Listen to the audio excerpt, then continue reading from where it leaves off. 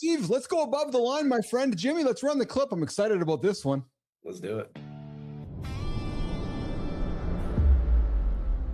Some men spend a whole career defending the defenseless, protecting the innocent, no matter what the job title says. This is Above the Line, brought to you by Elevate, the segment where we point the camera at people who go beyond the job. State trooper first. Then he traded the badge for something bigger. Same guy, same instinct.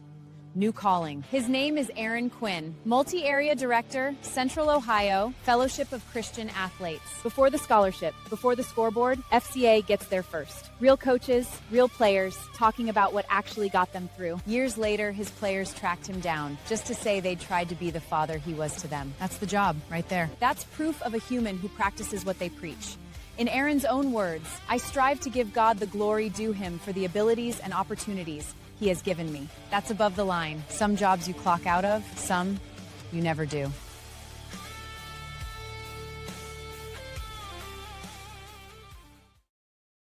Our brand new segment, Above the Line. And last week we put Jill Bloom above the line. Today we put Aaron Quinn above the line, and he sent some words last night. He was quite taken aback.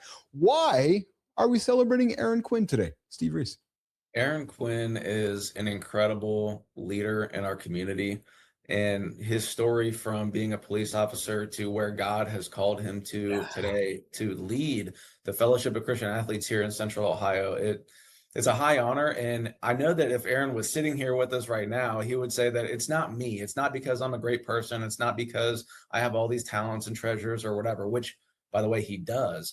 He would say that it is God that has elevated him to this position because he has great character and that he's followed the Lord faithfully for years and years and years. And this is, a scripture that comes to mind is in First Peter, where he says, humble yourselves under the mighty hand of God, and he will lift you up in due time. And I bet that's a key verse that Aaron has in the back of his mind on a daily basis.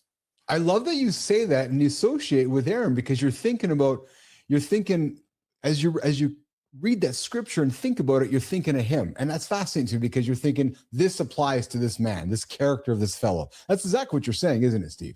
It absolutely is. And that's the fascinating thing about scripture is that, when we follow it, we realize that it is true. It's like, man, this is so cool that it's playing out the way that God said it would thousands of years ago when this Bible was written, right? Yeah. And another reason we want to celebrate Aaron is because, we sit on the board together, right? He leads the board, and I am a fellow member on the board here, the advisory board. Next board meeting is tomorrow morning, and so it'll be really fun to debrief with him tomorrow at that meeting.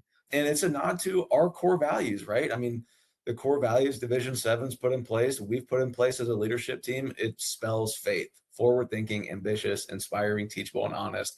And we just want artifacts of that faith everywhere around us to remind us that we're not here because we're great. We're here because God has elevated us. As I'm getting to know the company, as I'm getting to know all of you, I'm thoroughly invested in that perspective, the idea of faith and what it means to all of you. And I love how that it is a core value of Division 7 and what you guys are doing. And it keeps you centered, doesn't it, Steve? Like, it keeps everybody centered, doesn't it? It does. Yeah. You know what I like to say, and I don't just like to say it, but I believe it's true that it's our faith that keeps us operating with integrity. She just described my whole Tuesday. She's not wrong. Winning a client like that's the easy part. Holding on to one for 5 years without a hiccup, that's the hard part. So what actually closes that trust gap on day one? Time. Same thing it's always been. Someone saw it in her before she saw it in herself. Sound familiar? Don't start, Randy. Let's see what Keith and Steve make of it. Let's go. Before we get to the main topic today, the time, let's take a couple seconds, just wrap up with our segment with Holly here a little bit this morning. What a great conversation you two had. What stuck out from your conversation with Holly today? Yeah, I mean, it was a fascinating conversation with an incredible person. And I think one of the main things that stuck out was she was along the way talking about this growth process and how, as we grow, it's almost like, what was coming to my mind was like a flywheel. And the flywheel in the beginning, it's moving slow, it's clunky, we're learning, it's so difficult, but we're being teachable, right? She also mentioned that we're being teachable along the way.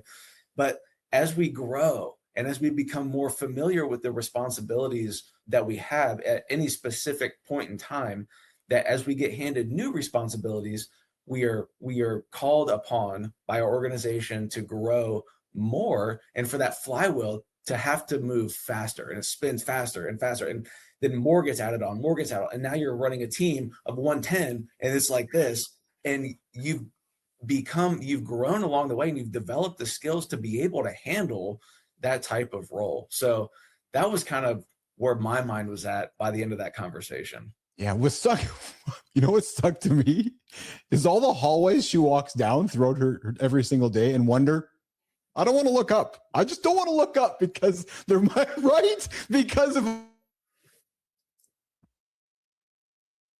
no doubt. I'm thinking, right?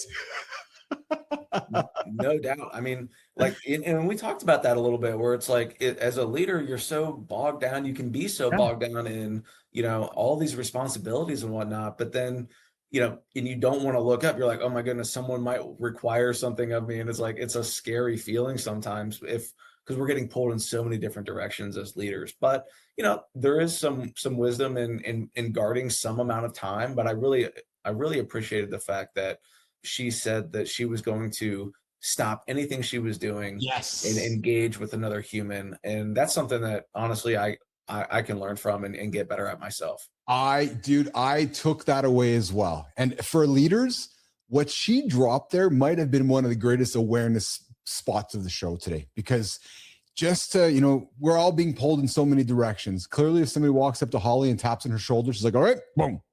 And she gives them all like that, right? That's leadership. Steve Reiss right there, right? Stopping everything.